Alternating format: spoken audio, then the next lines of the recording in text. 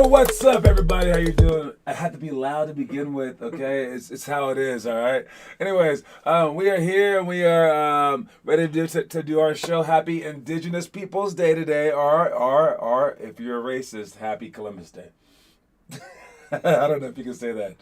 All right, but yeah, that was like the craziest crap ever. You know, like because Columbus used to be the guy that discovered America, and now he's like the guy that never stepped foot on America. It's like we just had to believe what the history books told us, and it's crazy. And they're like, actually, he just killed a whole bunch of people. It's like, what? Yeah. Kind of weird to start the show like that too, but anyways, we do basketball as well, and here's this right now. Hey, all right, maybe. All right, what's up, Baylor Bentley, Calais Paplo, Connor Rush, Blaze Kane in the house. What's going on, guys? All right, hey, let's start this up immediately with the workout stuff for the day. All right, just so you guys can get to it a lot faster during the workouts, all right? So clockwork passing drill is what we would do if it was Tuesday.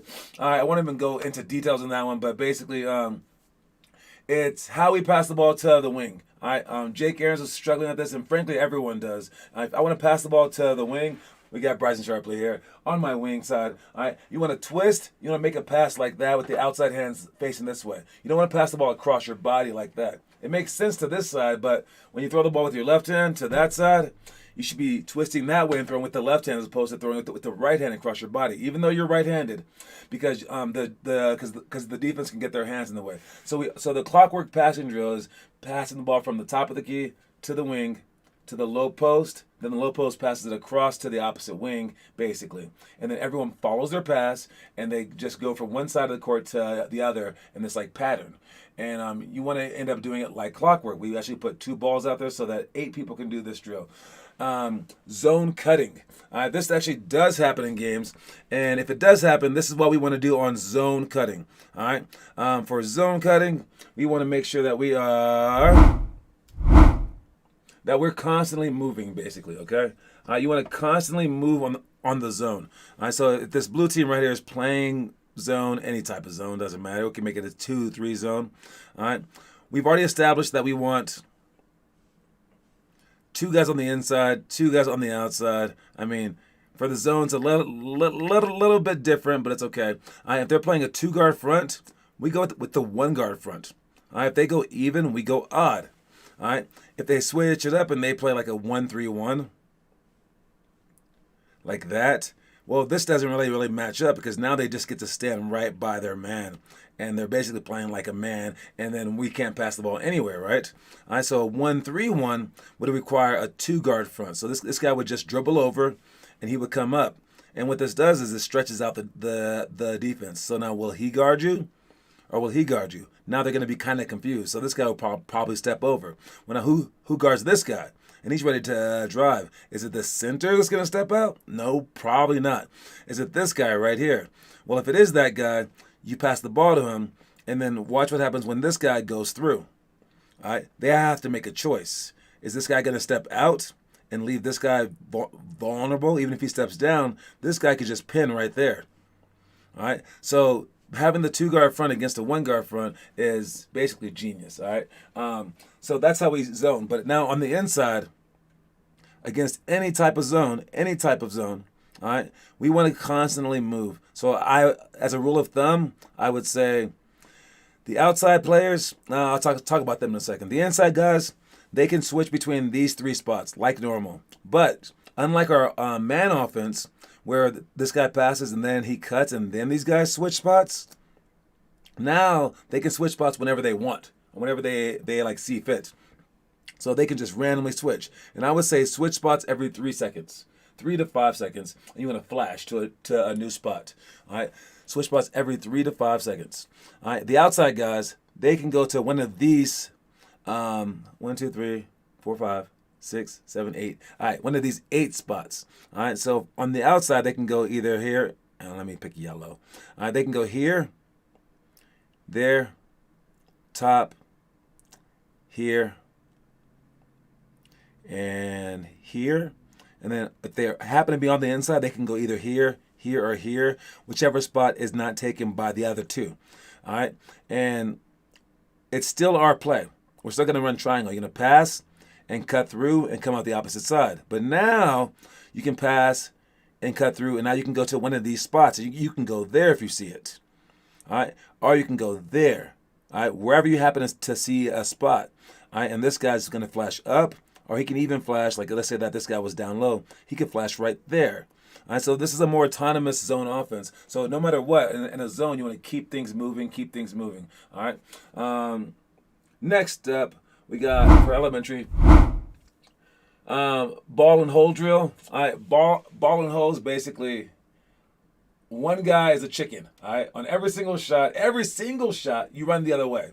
And I like the looks that people give me when I ask them to be the whole guy, because even if it's like Jake Aarons or like Lucas, I'm like yo when you instead of going for the rebound, sprint back, and they're like, I want the ball. That's a good thing that you want the ball. But if all 5 players want the ball, then we're in trouble. Then they have fast breaks. So we need one guy back, and the best guy so far has been Rohit. All right, he's listened to it. And he's like, yeah, run back. And Connor sucked at it. Baylor's not very good at it. All right, so we have to get better at that. But the one issue got brought up, and this was on Andrew, and it became pretty complicated at that point. Rohit shot a layup. Well, if Rohit's the back guy and Andrew's the ball guy, that means that Andrew has to cover for him.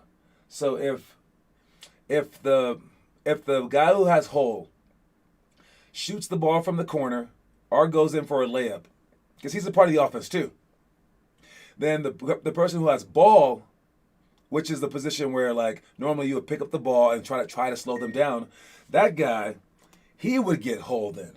So it's a pretty complicated pattern. All right, you guys have to talk about it on every single sub. Who has ball and hole, and you have to make it a habit. All right. Next one is jump ball positioning. All right, we do talk about this, and actually, Calais and I were talking about this. All right, for jump ball positioning. All right, you have to make sure that you're in the right spots. Okay, so the 2 centers are jumping right here. All right, now let's picture them being right here, right there, and right there. That's a pretty popular formation, okay? But wherever it is, you want to stop their offense from occurring, and you want to give your person who's jumping the ball a position, a spot to tip the ball. All right? So what you want to do is, 1, take care of these guys on the side. All right? You don't want to be on this side, because if you're on that side and they happen to tip the ball forward, boom, right there, now he's on the wrong side of you, and you're going to be behind the play. All right? So you want to be on this side of the guy. All right? So take care of both of those guys. Next, with the rest of the 2 guys right here, all right, you could just match up evenly like this, but then they can outposition you. And where I play you guys, or where I'm going to start playing you guys soon, is I put you guys up against better teams. Always better teams. So this guy will probably be able to out jump you, and if he tips it to this guy, he'll probably be able to maneuver you. All right, so we don't want to play like that. We want to put this guy back here and pinch. And what this also affords us the opportunity is to create this space. All right, and the space is right here. That space right there. We want that space to be right there, especially if we have a right-handed person. If you have a left-handed person, you probably need to do this space.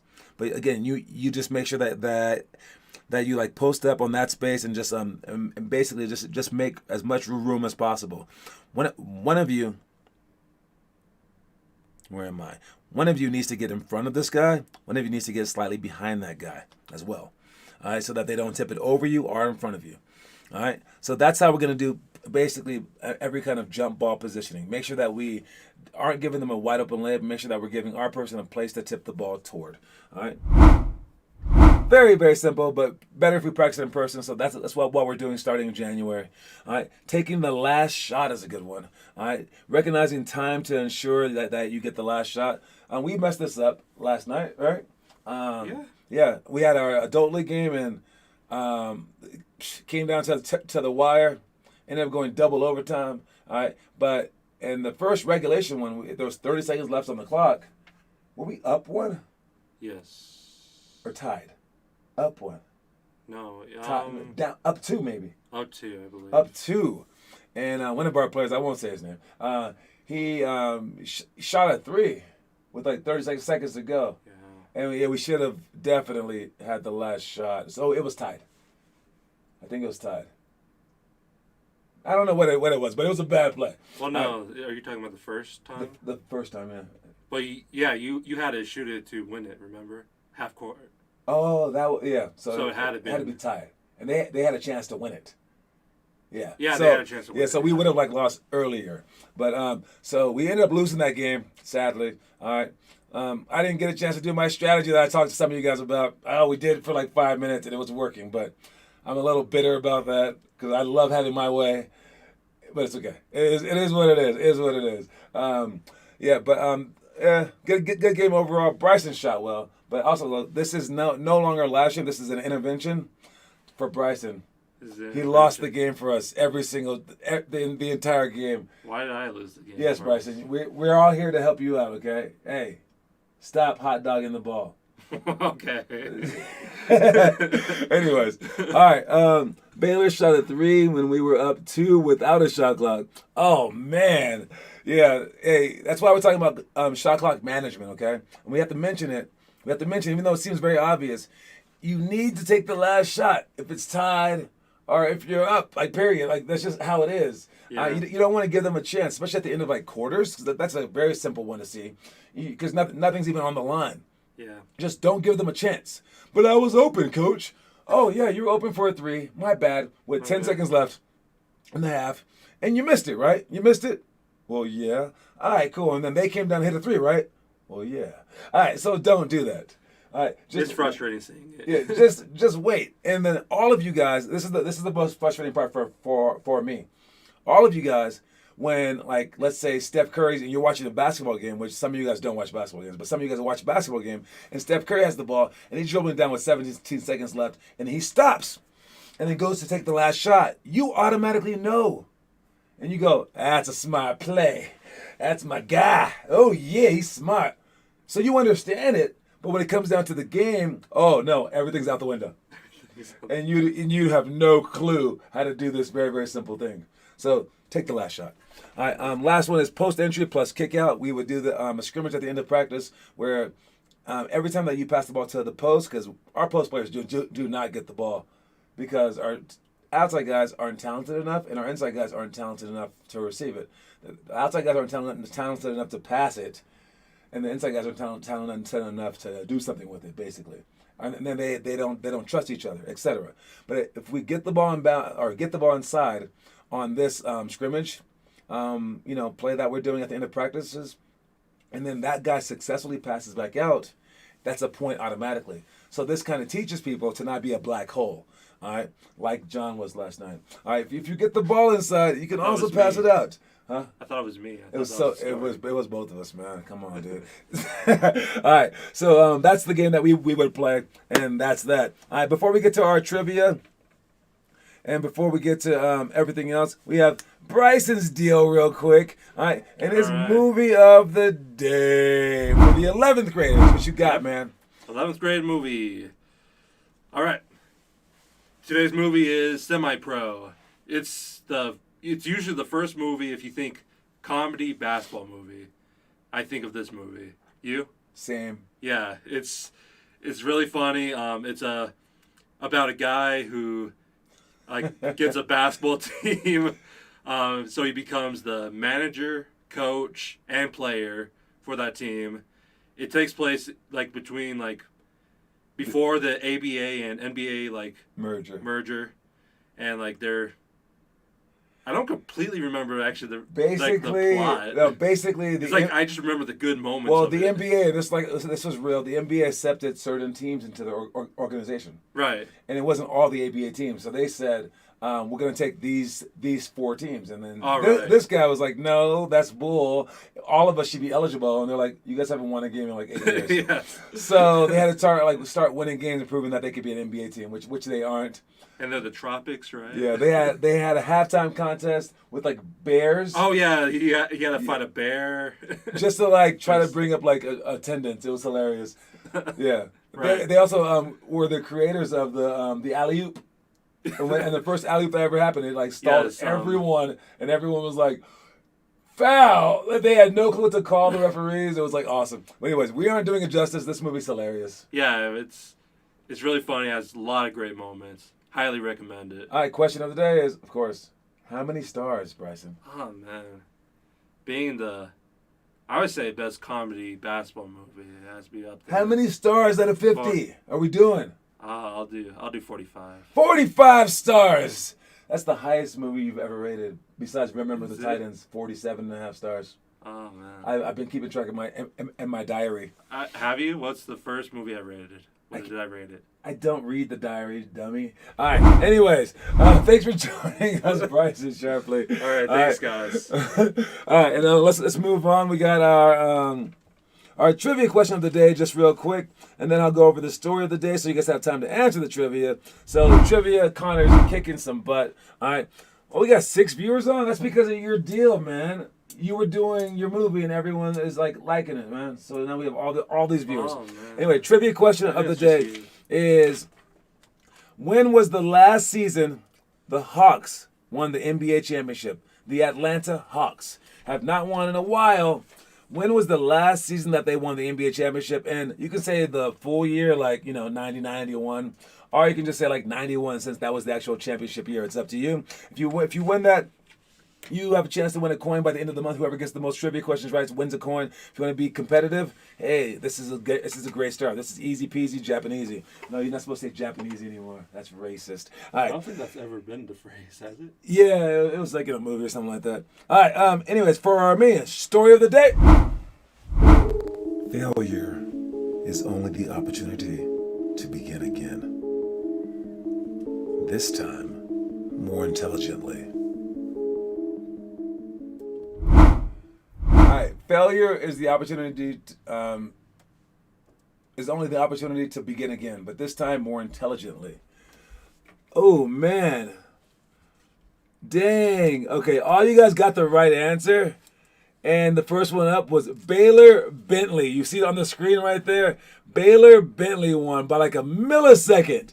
Like a millisecond. You see it on my screen right here. Wait, where is it? Right here. That's Baylor's name. Right there. Baylor wins. He got it. I think you did not get it. Baylor Bentley won. Great job, Baylor. All right. Baylor's like 5 years old, dude. And he just won that. Very, very close. I don't even have your name in here, Baylor. Okay, here we go. Baylor Bentley. And now you get a point, sir. All right, that was very, very close. What you said earlier, Baylor, about, I hope I don't have to practice with the high schoolers. Don't say crap like that, dude. That's lame. You want to practice up, all right? You already play with the 7th graders, all right? No, the practices are basically the same, all right? But except for it rotates versus the elementary, middle school, and high school, all right? And what that story just was why it's way different on my screen. Yeah, because your screen is connected to your own phone, dude. All right, but the story was, failure is just like the beginning of your road to like making things a lot better. That's how this program was actually. This is my 3rd time starting, and every time that I start, I make it way better because I had all this feedback from my last people. Basically, you can't change things once people start because they expect it a certain way. And they're like, I paid for this, right? So this time when I added the live stream, I added all this other stuff, I'm basically having like, man, this program is so much more perfect than it was before. And it already started off pretty great. And for you guys, if you fail, just go back to the drawing board, man. Like, it's not the end of the world. All right, just figure it out from there after that.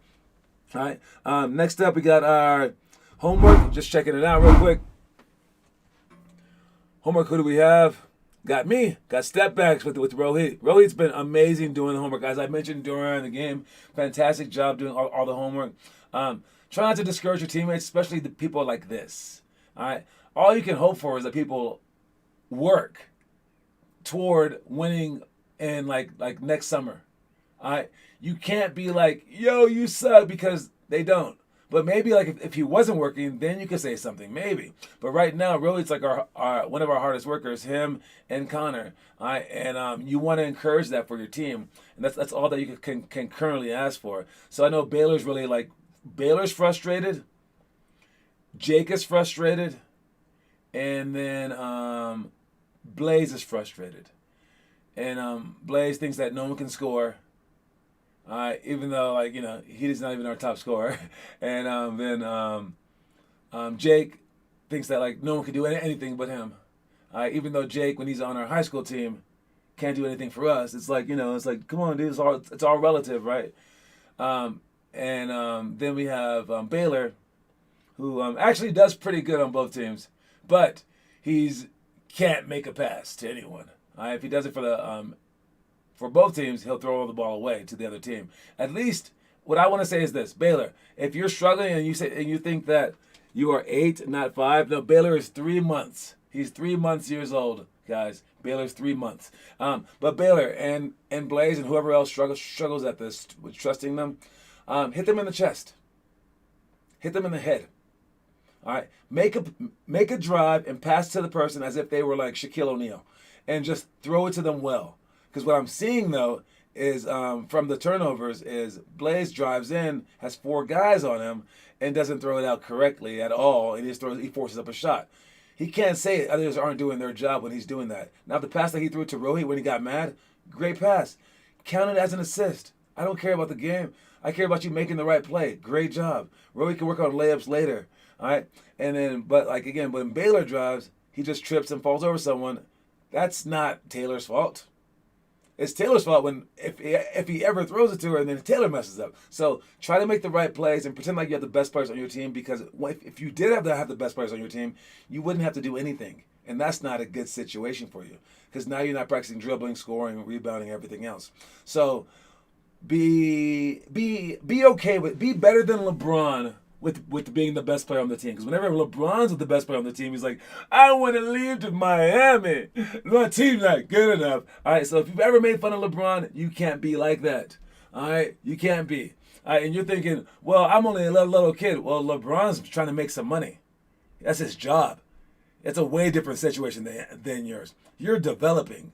You should be way more okay with it than he is. So there you go. All right, that's my spiel. That's my time. Anyways, the picture of the day. No, you know what? I'll come right back to that. Middle school stuff. Tip drill, 1-on-1 wing and 1-on-1 rebound. I like that drill. I'll come right back to that. Not and help side equals 2 points. Zone 1 or 2 guard front. Talked about that earlier. 16 plus seconds, up by 4 plus points. Make sure that we just break the press with no turnovers. Offense rebound tips plus 1. For the 1-on-1 ring and 1-on-1 rebound, that's going. I think we talked about it on that Saturday morning for our rebounds. And here's the drill. All right, we'll have one guy playing 1-on-1 with the other guys. It's a 1 dribble max, and you just pull up and shoot yourself a jump shot. No steals, no blocks. So they're playing 1-on-1, and they get 5 possessions. If the guy makes it, he shoots again. If the guy misses it, then the other guy goes. The other 2 guys will be right here.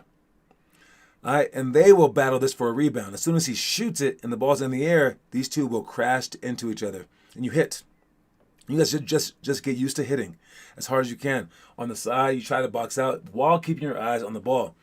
The ball hits the rim. If it bounces outside of the square, of the rectangle, it's dead. So you have to get the rebound before it leaves the key. All right. So as the ball goes up and hits, one of you guys gets it. You want to try to score, and you try to wall up. And then you guys will get 5 chances. Whoever scores the most wins that as well. So it's 2 games of 1-on-1. One game is up here, 1-on-1 with 1 dribble max with no steals, no blocks, and the other game's right here on who can get the rebound. And for this game, it's hilarious when one kid's not really quite with it, and the other kid's like, yo, I used to play football. He just gets popped. And only 3 times in the history of our program so far has someone left their feet and landed on the ground, and it's awesome. But hopefully you guys will get better and better at it so that you're not afraid to get hit. That's the point. You're not afraid to hit. All right?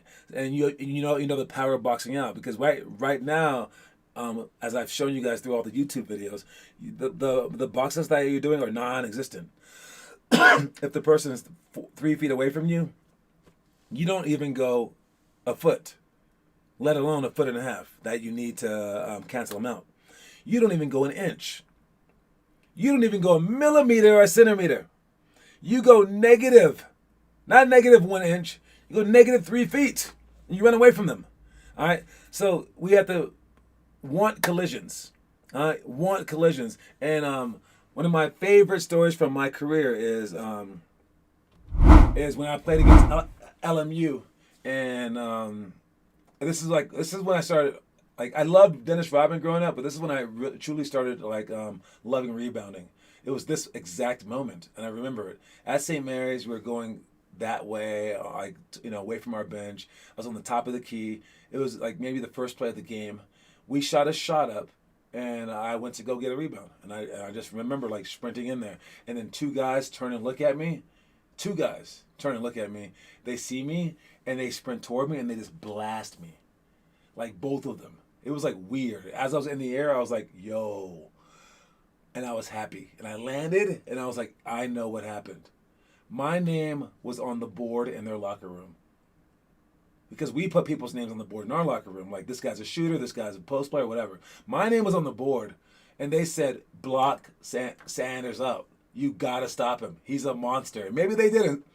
But that was what I was thinking, because why would two guys come box me out? And they did it again the next play. Just try to blast me. They're like, stop him. So I never got that many. I never got as many rebounds as I got that game in any other game ever, because I was going to the boards so hard after that. I was like, yeah, I'm a monster. You got to come get me. And I loved it so much. That's how you need to rebound. All right. And you got to love the contact. That's one of our rebounding tips. You got to initiate it, right? You got to follow the ball with your eyes. You got to. There's a whole bunch of tips, but basically the top one is to love the contact and initiate the contact. All right, and then if you're like that, then a lot of people won't want to rebound against you, and you're going to get so many more, and you're going to change the entire game around for us. All right, just by boxing out. And again, no one does it. No one does it. All right. Quote of the day before we finish up is accept every opportunity. Accept every opportunity. And this is a hard one for kids, especially because you guys only have so much time, I guess. I don't know. All right, but if you have a chance to play a game, play it. Jeez, how hard is that? I've asked you guys to play an extra games. I don't care if it's for younger people, older people, middle people, whatever. Just do it. Accept every opportunity. You only get so many chances in life, and picture the times. I'll say this: picture the times when you're given when you're not given an opportunity.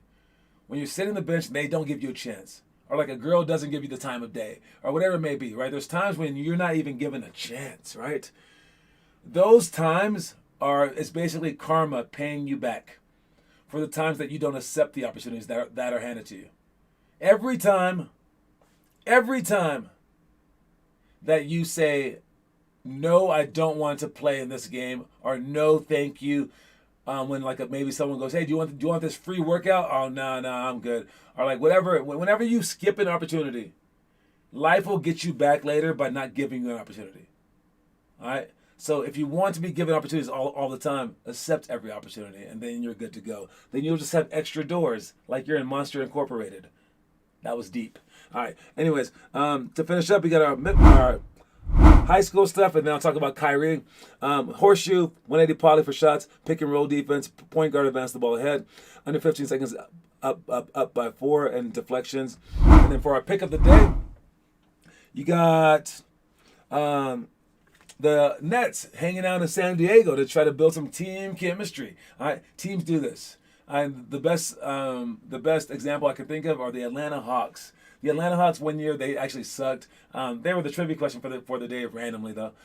One of these years they sucked. There was like 2006, something like that, and they went up to go like bond at this cabin in the snow, and they got snowed in.